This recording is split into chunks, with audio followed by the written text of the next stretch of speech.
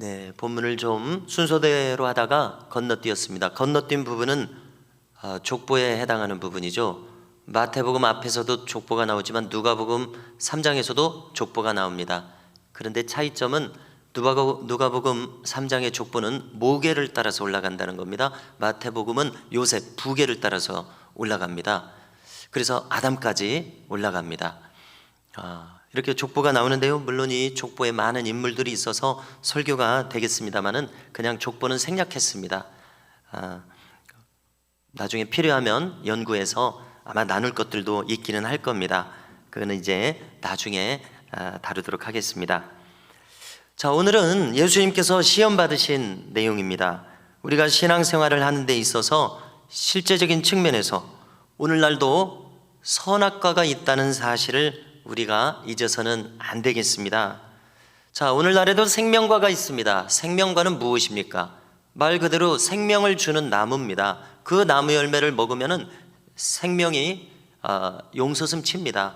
오늘날 우리에게 생명을 주는 것은 무엇입니까? 우리 믿음을 가진 사람들로서 생명과는 당연히 말씀을 먹는 겁니다. 기도를 하는 겁니다. 하나님께서 기뻐하시는 마음가짐, 자세, 태도를 가지고 또 그 생각하고 말한 대로 행하는 것, 이것이 생명과입니다. 우리를 살게 합니다. 우리의 영혼이 잘 되게 하는 일들입니다. 그렇다면 오늘날도 선악과가 있다면 오늘날의 선악과는 무엇이라고 생각하십니까? 선악과는 시험으로서 나에게 다가오는 것, 그것을 선악과라고 하면 되겠습니다. 시험 속에 많은 것을 담고 있습니다. 이 시험이라고 하는 것은 나의 신앙을 무너뜨리는 것들이죠. 나의 신앙을, 자세를 흐트러뜨리는 것들입니다. 오늘날에 우리가 먹을 수도 있을 선악과는 바로 그런 것들입니다. 이때 이 시험은 시련이라고 번역되는 그 시험이 아닙니다. 트라이얼, 시련, 연단이라고도 번역할 수 있죠. 시험이란 말이 우리말로는 뜻을 두 가지로 나눌 수 있어서 그렇습니다. 여기서 지금 말하는 시험거리는 유혹을 말하는 겁니다. 영어로는 temptation. 우리 주기도문에 있는 시험이 바로 이 시험입니다. 시험에 들게 하지 마옵시고, 날마다 우리가 주기도문으로 기도하지 않습니까? 바꿔 말하면 유혹입니다. 죄의 유혹이죠. 죄의 유혹에 빠지게 하지 마옵시고, 날마다 기도하라고 하셨습니다. 그래서 저는 한마디로 오늘날에도 선악과가 있으니 오늘날의 선악과는 무엇이냐? 우리를 유혹하는 것들입니다. 그렇습니다. 우리를 유혹하는 것이 오늘 하루도 얼마나 많이 있습니까? 작은 것부터 큰 것에 이르기까지 우리는요, 살면서 매일매일 주님의 부르심을 받는 날까지 끊임없이 유혹을 받게 돼 있습니다. 그것이 오늘날 선악과입니다. 그러므로 선악과는 먼 옛날 얘기가 아닙니다.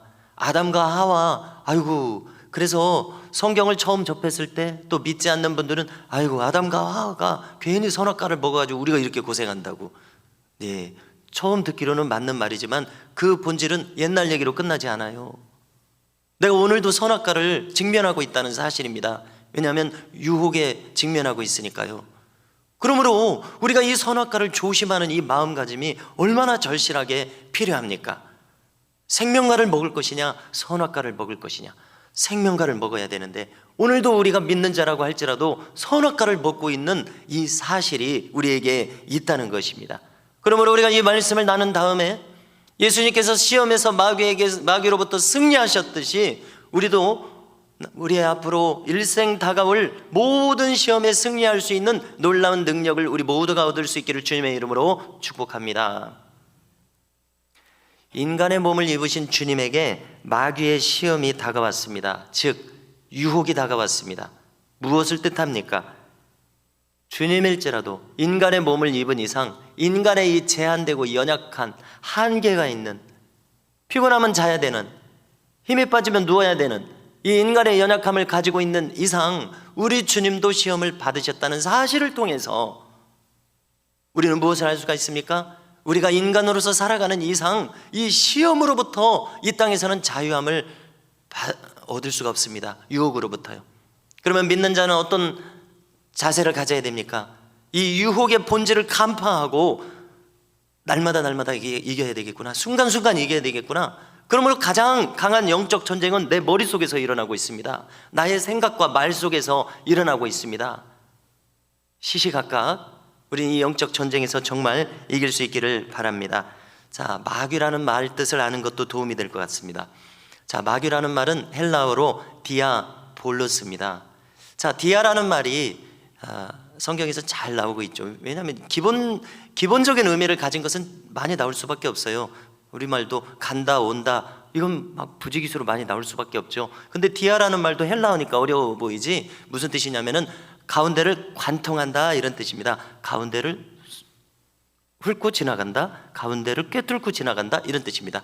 자, 그러면 어떤 사과가 있습니다, 뭐 운동장이 있습니다, 방이 있습니다. 가운데를 획 지나갔습니다. 무슨 일이 일어납니까? 둘로 나눠지는 거죠. 그렇죠? 가운데를 관통하니까 둘로 나눠지는 겁니다. 그래서 디아라고 하는 것은 나눈다라는 뜻을 가지고 있습니다. 관통한다는 뜻도 가지고 있고 나눈다는 뜻을 가지고 있으니 마귀가 하는 일을 가만히 생각해 보십시오. 하나님과 사람 사이에 끼어가지고 하나님과 사람 사이를 분리시킨다는 것이죠. 또 이간질한다는 말로도 표현할 수가 있어요. 지체와 지체 사이가 사랑하며 한 뜻을 품고 한 교회에서 하나님을 잘 섬겨야 될 텐데 마귀는 장난질을 친다는 겁니다. 여러 가지로 서운하게 해서 그 가운데 이간질을 한다는 것이죠. 마귀가 하는 일이 이 일입니다. 아들이신 예수님이라도 하나님과 이간질을 시켜요. 마귀의 이름에서부터 나타나는 본연의 하는 짓이 바로 이 짓입니다. 마귀, 이름에 충실하게 이간질한다 이것입니다. 거짓말한다 이것입니다. 그러므로 우리는 이 마귀의 본질을 파악하고 우리가 마귀에게 놀아나서는 안 된다는 것이죠. 약한 사람은 마귀의 도구가 될 수밖에 없습니다. 그래서 교회에서도 가정에서도 약점을 파고든다는 겁니다. 오늘도 세 가지 시험을 통해서 예수님이 약점이 될 만한 것을 파고든다는 것입니다. 그것을 파고들어서 하나님과 예수님을 이간질시키려고요, 사명으로부터 이간질시키려고요, 생명으로부터 이간질시키려고요. 교회에서 부지기수로 일어나는 일이 이 일입니다. 가정에서 부지기수로 일어나는 일이 이 일입니다. 그러므로 우리는 내 약점을 잡혀서, 약점을 간파당해서, 나도 모르는 사이에 이용당해서 지금까지 부지기수로 그렇게 당해왔죠. 그러나 우리가 이 말씀을 통해서 다시 한번 말씀을 새겨서 마귀의 괴계를 간파하는 그러한 능력이 우리에게 배양될 수 있기를 간절히 바라게 됩니다. 그래서 마귀가 지금 나를 통해서 혹은 우리 가정에서 우리 교회에서 약한 자를 통해서 무슨 짓을 지금 하려고 하는가 간파를 하는 것이죠. 그리고 거기에 넘어가지 않는 것이죠. 약한 사람은 마귀의 도구가 될 수밖에 없습니다. 그렇습니다. 지금 이와 같은 무서운 시험이 주님에게도 다가오고 있습니다. 자, 주님을 시험하는, 유혹하는 이 장면은 여기 누가복음과 마태복음에만 길게 나오고 있습니다. 마가복음에는 짧게 한 줄로만 얘기하고 넘어갑니다. 자, 공생에 들어가시면서 유대 광야에서 40일 밤낮으로 금식하신 후 줄이셨을 때 이 유혹이 엄습해 왔습니다. 이렇게 조금 전에 거론한 것처럼 마귀는 틈을 파고듭니다. 약점을 파고듭니다. 그래서 하나님의 사람을 무너뜨리기 위해서, 고귀하게 사용될 하나님의 사람을 무너뜨리기 위해서, 왜냐하면 그가 고귀하게 사용되고 잘 훈련되면 어떤 사람이 됩니까? 빛나는 천국의 일꾼이 됩니다. 우리 다니엘서 12장에 있는 것처럼 밤하늘에 반짝반짝이는 찬란한 별처럼 그 하나님 나라에서 반짝이는 별, 스타라고 하죠. 스타. 하나님 나라에서 스타가 될 만한 그러한 인재를 마귀는 넘어뜨리고자 하는 것입니다. 가정에서도 교회에서도요. 그래서 우리는 강한 자가 되어서 마귀의 괴계를 간파하고 이기는 이 훈련이 우리에게 계속 있어야 되겠습니다. 그래서 우리는 나는 영적으로 강한 자로 훈련이 되어서 우리 가정에서 교회에서 영적인 파수꾼으로서 약점을 간파당해서 이용당하는 자가 아니라 마귀를 간파해서 마귀의 괴계구나, 이길 수 있는 자, 중보할 수 있는 자, 도움을 줄 수 있는 자, 그런 강한 자로 우리는 성장해야 되겠습니다. 자, 예수님을 유혹한 유혹의 내용은 간단히 요약합니다. 첫째, 물질에 대한 유혹입니다. 둘째, 명예에 대한 유혹입니다. 셋째, 권력에 대한, 즉 힘에 대한 유혹의 내용이었습니다. 자, 간단히 살펴봅니다. 첫째, 물질에 대해서는 뭐라고 유혹합니까? 네가 만일 하나님의 아들이거든 이 돌이 변하여 떡덩이가 되게 하라, 이렇게 했습니다. 줄이신 다음에 인간의 육신을 가지신 거로 얼마나 줄이셨겠습니까? 그래서 이 물질, 이 인간의 본능의 욕심에 대한 유혹이 여기 지금 오고 있습니다. 그런데 여기 지금 동시에 시험을 거는 것은 먼저 이 정체성을 걸고 넘어집니다. 예수님, 네가 만일 하나님의 아들이거든, 예수님의 이 정체성, 이것을 걸고 넘어집니다. 우리에게 즉시 적용한다면 너 믿는 자 맞느냐, 이거죠. 이렇게 우리를 흔들기 위해서 우리에게 이런 마음을 집어넣습니다. 믿는 자가 이렇게밖에 행하지 못하느냐, 믿는 자가 이렇게 넘어지느냐, 이렇게 우리를 흔듭니다. 자, 여기 지금 떡의 문제가 나왔습니다. 먹는 문제죠. 인간의 가장 기본적인 욕구입니다. 자, 이 먹는 문제도요, 1부터 100까지 다양한 욕구의 강도와 수준이 있을 것입니다. 자, 어떤 사람은 그저 새끼 먹는 것으로 만족하는 사람이 있어요. 아마 저와 같은 사람일 것 같아요. 새끼 먹는 것으로 완전히 거의 100% 만족하는 것 같습니다. 제가 저를 느끼기에요. 더 필요로 하지 않아요. 그런가 하면 비슷합니다만 연명하는 것으로 족하는 사람의 수준이 있습니다. 그런데 그것도 충족되지 못하는 수준의 사람도 있죠. 먹지 못하고 사는 사람도 있어요. 빵 한 조각으로도 감사하고 만족할 수 있는 그런 수준의 사람이 있을 것입니다. 그런데 반대로요, 과도하게 욕구를 추구하는 사람이 있습니다. 삼시세끼 배부르게 먹었음에도 불구하고 과도하게 먹을 것을 추구하는 사람, 무엇인가를 더 가지고자 하는 사람, 그것은 물질, 돈일 수도 있죠. 자, 이것은 우리가 영적으로 진단해 봅니다. 이것은 병입니다. 영적으로 분명히 병든 것입니다. 건강한 영성은 아무리 생각해도 뭡니까? 자족할 줄 아는 영성입니다. 성경에도 분명히 기록되어 있듯이요, 하루 일용할 양식으로 만족하는 겁니다. 우리나라 3대 재벌 돌아가신 분도 있지만 쭉 있습니다. 그분들 하루에 100끼 먹는 거 아니죠. 그분들도 3끼밖에 먹지 않습니다. 먹지 못합니다. 자기가 먹는 것 외에는 짊어지고 갈 수가 없습니다. 그러므로 지혜로운 자는 3끼 양식으로, 하루 일용할 양식으로 만족하는 자가 지혜로운 자라는 것입니다. 그래서 남는 것은 나눌 수 있는 자. 어차피 내가 먹지도 못하는데요, 그 가지고 있어봤자 짊어지고 가지도 못합니다. 100년 안에 다 쓰고 가는 게 지혜로운 사람입니다. 자, 그래서 어떤 사람들은 1일 1식, 1일 2식을 합니다. 연구해 볼 만한 가치가 있는 것 같아요. 제가 보니까 1일 1식을 한다고 말하고, 그 다음에 제가 가르침을 배운 분들도 있고 책으로도 만난 분들도 있고 한국인도 있고 일본인도 있습니다. 그런데 이분들이 대개 90세가 넘어가요. 1일 1식을 하는데도요. 또 어떤 사람은 1일 2식을 하죠. 자, 연구할 만합니다. 그래서 이것이 의학적으로도, 지난주에도 잠깐 거론했습니다마는 의학적으로 지금 밝혀진 사실이 뭐냐면요, 위가 공복이면은 장수 효소가 그때 나온다는 것입니다. 위가 공복일 때만 나온다는 것입니다. 그래서 1일 1식을 한다면은, 저녁에 한다면은, 아침에 안 하고 점심과 저녁에 한다면은 1일 2식일 경우에, 그러면 아침 시간에는 공복이 되겠죠. 그러면은 이때 장수 효소가 나옵니다. 시트루인이라는 효소입니다. 이것을 발견한 미국 학자가 노벨 의학상을 받았을 정도로 대단한 발견이었던가 봅니다. 그래서 이 시트루인이라는 효소가 나오면은 장수 유전자가 그때 스위치가 켜져서 장수 유전자가 발동한다는 겁니다. 그래서 확인할 수 있습니다. 그래서 1일 1식이나 2식한 사람, 그 조금 먹은 사람이 공복을 장시간 유지를 하니까 장수 유전자가 나와서 그렇게 덜 먹고도 오래 사는구나, 이렇게 확인할 수가 있습니다. 인간이 배를 채움으로써가 아니라 배를 비움으로써 장수 유전자가 활성화된다는 것이 시사하는 의미가 크다고 생각합니다. 자, 두 번째 유혹은 명예였습니다. 자, 마귀는 높이 주님을 데리고 올라갔습니다. 그리고 주님께 천하만국의 영광을 보여줬습니다. 그리고 이것은 내 것이라고 이야기합니다. 자, 이것은 거짓말입니다. 물론 성경에 마귀에게 이 세상 권세가 있다고 이야기를 합니다. 그렇지만 영원히 마귀에게 주어진 권세가 아니에요. 마귀가 세상 권세를 가지고 있다 할지라도 어디까지나 하나님의 권세, 통치 다스리심 안에 있는 것입니다. 그런데 여기 지금 거짓말을 하고 있습니다. 마귀는 처음부터 거짓말한 자, 처음부터 살인한 자, 이것이 마귀의 특징입니다.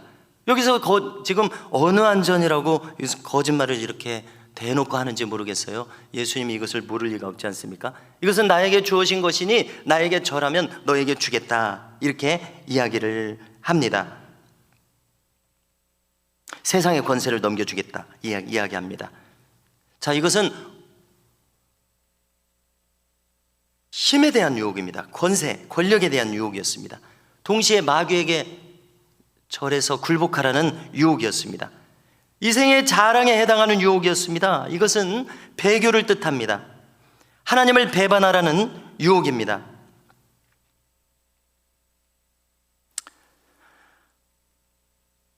하나님을 배교하고 마귀 편에 서면 세상 권세를 다 가질 수 있을 것 같은 유혹입니다. 자, 이 세상을 살아가면서 믿음을 가진 사람이나 믿음이 없는 사람이나 이 유혹에 부지기수로 넘어가고 있습니다. 마귀에게 자기 영혼을 팔아서 세상의 힘을 얻는 사람들은 부지기수입니다. 우리 주변에도 어렵지 않게 찾을 수 있습니다. 세 번째 유혹은 영광이었습니다. 바꿔 말하면 명예의 유혹이었습니다. 자, 여기 이 누가복음에서는요, 이제 또 높은 곳에 또 데리고 올라가죠. 성전 꼭대기입니다. 성전 꼭대기에서 뛰어내리면 뭐라고 말합니까? 천사들이 너를 지켜줄 것이다. 유혹합니다. 한마디로 예수님의 능력을 나타내 보이라는 것이죠. 이것은 허영심을 자극하는 유혹이었습니다. 바꿔 말하면요, 네가 얼마나 대단한 사람인지 보이라는 겁니다. 성전 꼭대기에서 그 높은 데서 뛰어내려도 죽지 않는 이 대단한 능력, 이런 능력을 보일 수 있는 네가 대단한 사람이라는 것을 보이라는 것이죠. 허영심의 유혹입니다. 자, 우리에게 한번 적용시켜 보십시오.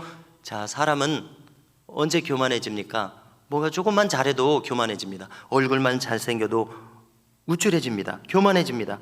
공부를 잘해도 교만해집니다. 운동을 잘해도, 말을 잘해도, 일을 잘해도, 사업체를 크게 만들어도, 그래서 많은 이윤을 얻어도, 어떤 사람은 학식을 쌓아도, 자, 설교자도 예외가 아닙니다. 설교를 좀 누가 잘했나 은혜 받았다고 해도 목회를 실제로 잘해도, 교회가 커져도, 교인이 많아져도, 심지어 겸손해도, 기도를 많이 해도, 능력이 많이 나타나도, 병자가 나아도 인간은 그것이 교만해질 거리가 된다는 것입니다. 자, 뛰어나다는 소리 듣기 싫은 사람 없습니다. 훌륭하다는 소리, 능력 있다는 소리, 다른 사람들과 차원이 다르다는 소리, 잘생겼다는 소리, 미인이라는 소리, 모두 인간의 허영심을 자극하는 소리들입니다. 자, 헛된 영화를 구하는 것은 하나님과 아무런 관계가 없습니다.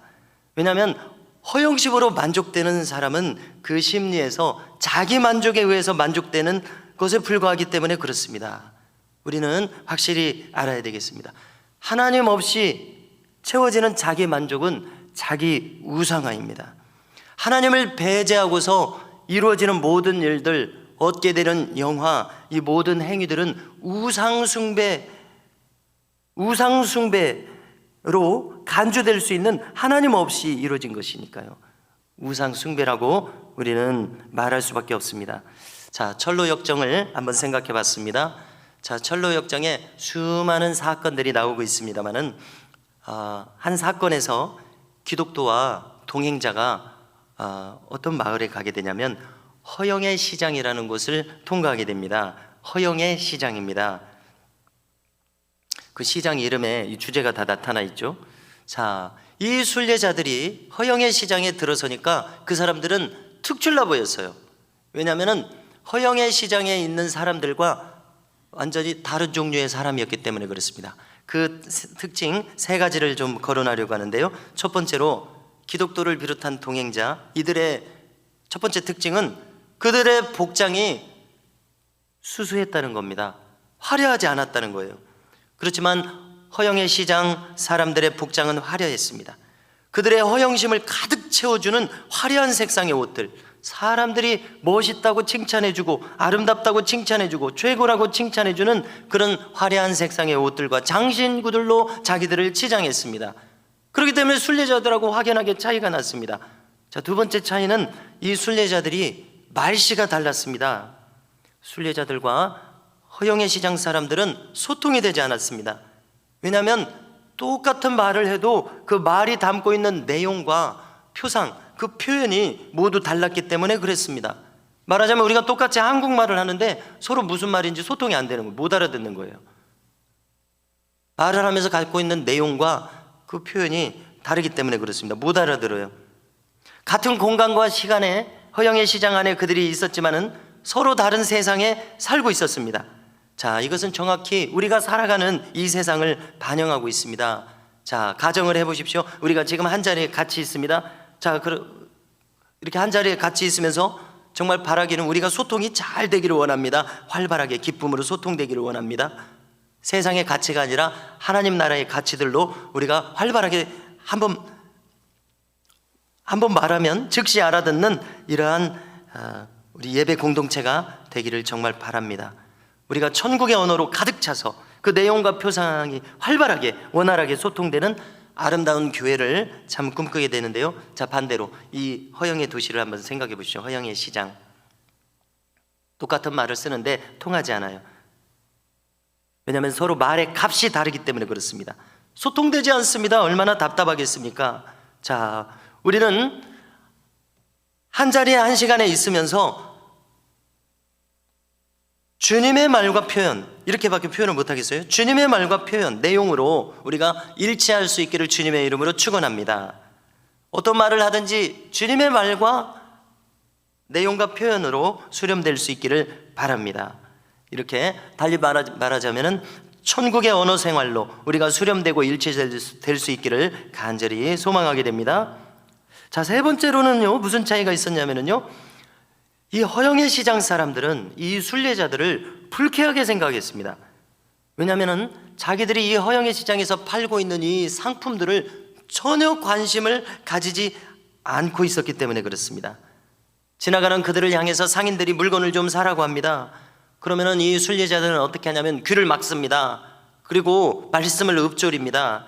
시편 119편 37절에 일부를 읊조립니다. 뭐라고 읊조리냐면 내 눈을 돌이켜 허탄한 것을 보지 말게 하시고, 이렇게 기도하면서 눈과 귀를 막아버립니다. 자, 성도 여러분, 우리는 오늘도 선악과의 유혹을 받고 있습니다. 선악과의 이야기가 옛날 이야기로 끝난 것이 아니라는 것이죠. 아담과 유혹이 그때 유혹받고 그것으로 선악과가 끝난 것이 아니라는 얘기입니다. 풀어 말하자면 그 유혹의 겉모습은 이제 시대를 반영해서 달라졌을지라도 그 유혹의 속에 있는 내용은 똑같다는 것입니다. 어떻게 유혹했었죠? 하와를요, 먹음직하고 보암직하고 지혜롭게 할 만큼 탐스럽기도 한 그 내용을 가지고 하와를 유혹했었습니다. 자, 창세기 3장 6절이었는데요 제가 찾아왔습니다. 한번 보십시오. 읽어드리겠습니다. 여자가 그 나무를 본즉 먹음직도 하고 보암직도 하고 지혜롭게 할 만큼 탐스럽기도 한 나무인지라. 여자가 그 열매를 따먹고 자기와 함께 있는 남편에게도 주매 그도 먹은지라. 자, 먹음직하다는 건 무엇을 뜻합니까? 욕심, 본능, 정욕. 보암직, 안목의 정욕입니다. 눈에 보이는 것, 명예, 헛된 영광, 조금 전에 말한 허영심입니다. 지혜롭게 할 만큼 탐스럽습니다.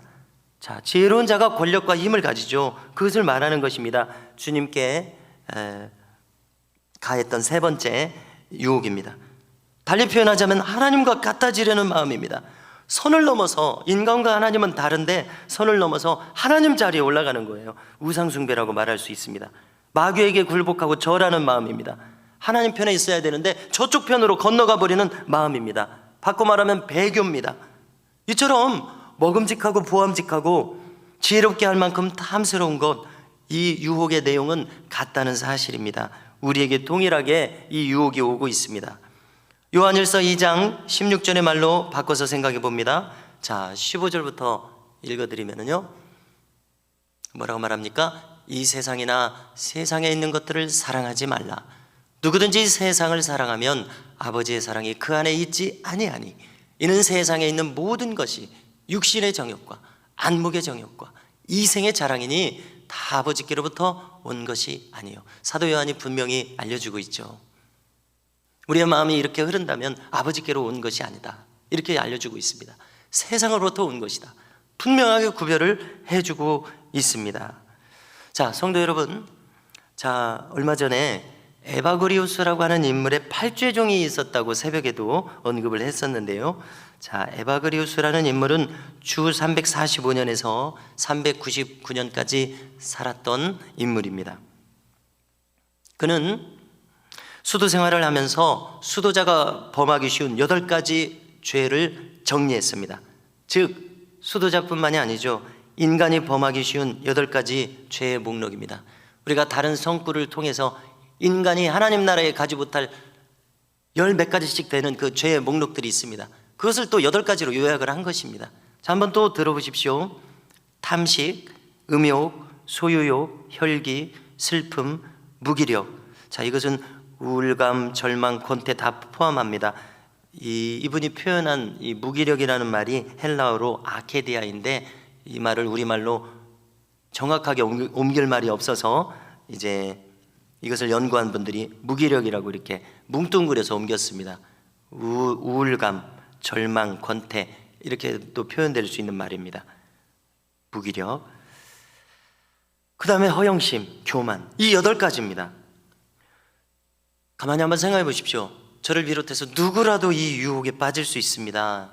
수도사들도 이 유혹에 빠질 수 있습니다. 예수님도 유혹하는 사탄인데 누구를 유혹하지 않겠습니까? 믿는 자라도, 목회자라도 이 유혹으로 미혹합니다. 자, 그 중에서 허영심을 다시 한번 생각해 보고자 하는데요. 자, 허영심이라고 하는 것은 다른 말로 표현해 본다면 자기의 있는 값대로 판단하고 평가하지 않고 자기를 높게 생각하는 거예요. 그렇죠? 그게 허영심입니다. 달리 표현하면은 그러니까 자기를 과대평가하는 것입니다. 안목의 유혹에 빠진 겁니다. 좋게 보이려는 유혹이죠. 다른 사람에게 내 실제 모습보다도 더 대단하다고 하면 다 좋아해요. 거기 넘어가는 거예요. 우리 모두가요. 자, 그런데 에바그리우스도 자기 다 경험입니다. 자기도 이 허영심에 빠졌습니다. 탐식에 빠졌습니다. 음란에 빠졌습니다. 교만에 빠졌습니다. 다 자기 경험이에요. 지금요. 자기가 넘어졌던 경험이에요. 허영심에 빠졌습니다. 왜냐하면 성경을 잘 가르치니까 수많은 제자들이 몰려왔습니다. 그러니까 자기를 과대평가하게 되었습니다. 내가 이렇게 대단하구나. 얼마 전에 새벽 시간에도 나눴었습니다마는 내가 하나님의 말씀을 깨달아서, 특히 목회자가 하나님의 말씀을 먼저 연구해서 말씀을 나누는 거지 않습니까? 깨달아서 그 귀하고 소중한 내용을, 깊은 내용을 말합니다. 설교자가 말했다고 해서 설교자가 그런 사람이 된 것이 아니에요. 가만히 생각해 보니까요. 진리를 말했다고 해서 충분히 내가 진리의 사람인 것이 아니에요. 그런데 에바그리우스가 자기를 과대평가하게 됐습니다. 말씀을 잘 가르치니까 수많은 제자들이 몰려왔습니다. 자기의 원래 값보다도 자기를 높게 생각했습니다. 자기의 본 모습을 잊어버렸습니다. 이것을 깨닫고 그는 이렇게 말했습니다. 허영심은 광장에서 기도하라고 한다. 그런데 허영을 떠난 사람은 골방에서 기도하라고 말한다. 이렇게 합니다. 그래서 제가 이 내용을 듣고서, 자, 저는 이제 그 앞에서 이끄는 교역자니까 새벽에 큰 소리로 기도를 한단 말이에요. 큰 소리로 기도를 하니까 내가 영성이 깊은 사람인 것처럼 제가 착각할 수도 있어요. 물론 추구하지만 소리가 큰 만큼 깊은 사람이 됐느냐는 별개의 문제일 것입니다. 그렇지만 목회자니까 큰 소리로 기도하면서 이끌고 지금 가야 돼요. 안 할 수는 없어요. 그렇지만 여기 허영심의 유혹에 빠질 수 있다는 것을 느끼게 됩니다. 자, 분꽃이라는 것이 있어요. 자, 분꽃의 특징이 있는데 저는 잘 몰랐었는데 밤에 핀다는 겁니다. 그런데 낮에는 오므라든다는 거예요. 그렇습니까? 제가 듣기만 해서 지금 눈여겨서 목격한 것은 아니라서요. 밤에는 화려하게 피는데 낮에는 오므라든다는 거예요. 밤은 사람들이 안 보는 시간입니다. 사람들이 안 보고 있을 때 골방에서 진실하라는 것을 분꽃은 잘 표현을 하고 있습니다. 자, 그래서 그리스에 가면은 지금도 아토스 산이라고 하는 수도원들이 300개나 모여져 있는 지역이 있다는 겁니다. 그것은 자치령입니다. 그런데 그곳에는 유독 분꽃이 그렇게 많다는 겁니다. 왜냐하면 안 보일 때 멋있게 피는, 안 보일 때 진실한 것을 추구하는 수도 정신과 잘 맞아떨어지기 때문에 그렇습니다. 분꽃에 대해서 소개를 듣고서요, 제가 이번에 3일간 충주 봉쇄수도원에 가지 않았습니까? 거기 이제 분꽃을 심으셨다고 얘기를 하는 거예요. 그래서 제가 귀담아 들어가지고 거기 가서 좀 주시라고 했습니다. 그랬더니 20알을 주셨어요. 20알을 가져왔어요. 남이 안 보일 때 진실됨을 추구하는 마음을 저도 좀 기르고 싶은 마음이 들어가지고요. 그래서 우리 온 미담교인들하고 이 정신을 함께 기르고 싶어서 제가 가지고 왔습니다. 왜냐하면 실제로 보고 따라서 할 수 있도록요. 그래서 내년에는 제가 분꽃을 한번 피워보겠습니다. 우리 교회 마당에 분꽃을. 그래서 정말 밤에는 화려한데 낮에는 겸손하게 오므라드는지 한번 보겠습니다. 성도 여러분, 하나님 앞에서 진실한 사람은 허영심을 멀리하는 사람의 마음을 추구할 것입니다. 이렇게 우리도 우리 주님처럼 본능의 욕심 이기고, 이생의 자랑 이기고, 허영심, 또 마귀에게 머리 숙여서 얻는 권력과 힘, 주님을 배반하고자 하는 그런 마음, 이렇게 타락하게 만드는 모든 유혹, 주님이 물리치셨던 것처럼 우리도 물리치는 신앙의 승리자가 되시기를 주님의 이름으로 축원합니다. 이렇게 함께 주님의 길을 따라갔으면 좋겠습니다.